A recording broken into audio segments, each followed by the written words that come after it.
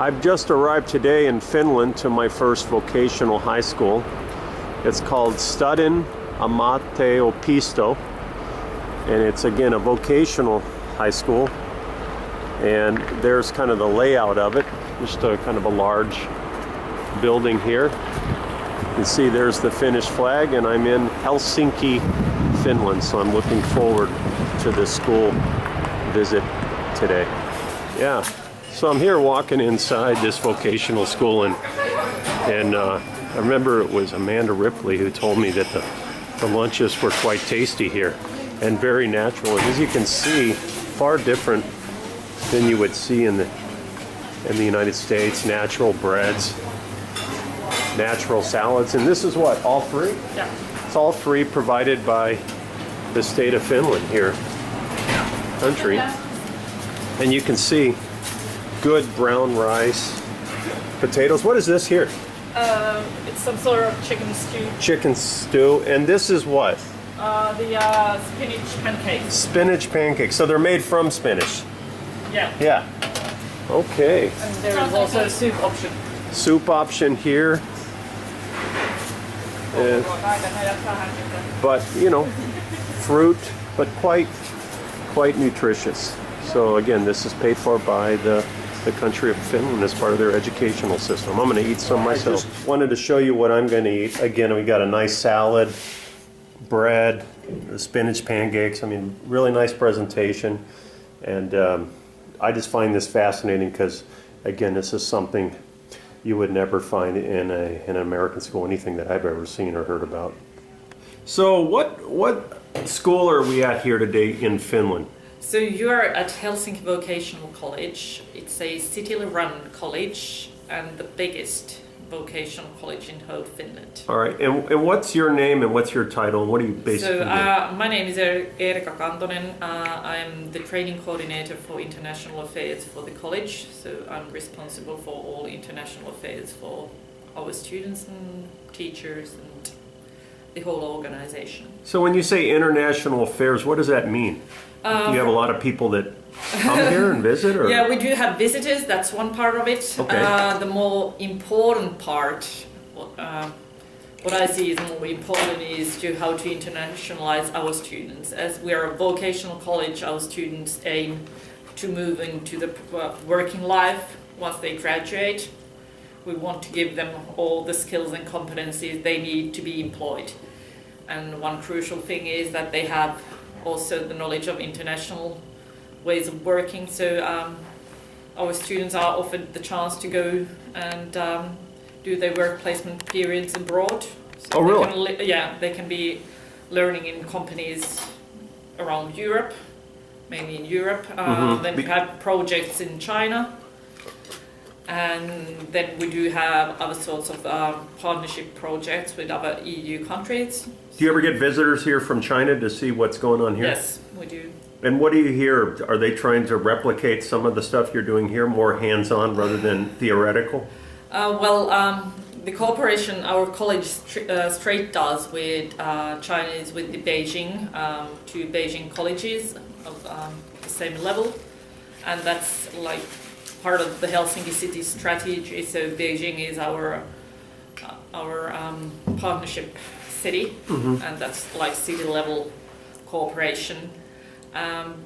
There is a big ambitious projects going on in Finland that we want to sell our education abroad, and one big target group is China. So we do have privately owned kindergartens There. Yeah. Wow. Nowadays that follow the Finnish curriculum. Oh, very, very interesting. And our college is not involved in these like. So who would receive the money for this? The government? No, the colleges or the companies that do the selling of the education. But like corporations, private corporations? they are private corporations. It's also supported by the Finnish government now, so it's one of the main goals of the Finnish government to sell our education abroad. Wow. And so there are support measures, but the thing is that we are 5 million in the Finnish country. Right. most of our colleges have maybe 2,000, 3,000 students, 100 staff members, and if you think that we sell our education abroad, and then somebody wants to buy, let's say, the social and healthcare training for 10 million students, we have no way to handle it. So Right. No, I understand. there is now there is a need for higher level products to be sold, and it should be thought through differently than colleges Right. by themselves try to sell something that they Right. can't execute because they don't have the staff to do it. But in a way, this is an industry. It's becoming an industry, Right. and because of all the good media coverage what the Finnish educational system has got, we have really put the emphasis of taking also the profit out of it. So I think I'm quite lucky because, well, I hooked up with Arto, who's the director of PISA for Finland, but I also understand that they do, they have quite a few people come here and they charge for tours of the schools. It's something like €1,600 or Yeah. something like that. So luckily I didn't have to go that route, but I was thinking about this last night. What type of people are going on the €1,600 tour? Are these like just people that have curiosity, or are these like high-level administrators? I'm just trying to figure this out. well, we don't charge because we are Helsinki City, Right. and it's too complicated. But the ministry has this going on. Ministry has it going on. Many vocational colleges charge because there are so many visitors.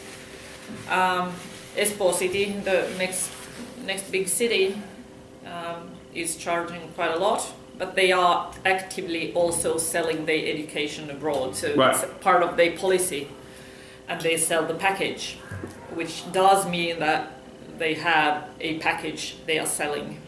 It's not customized So when- regarding the needs, but there are ministry guests a lot.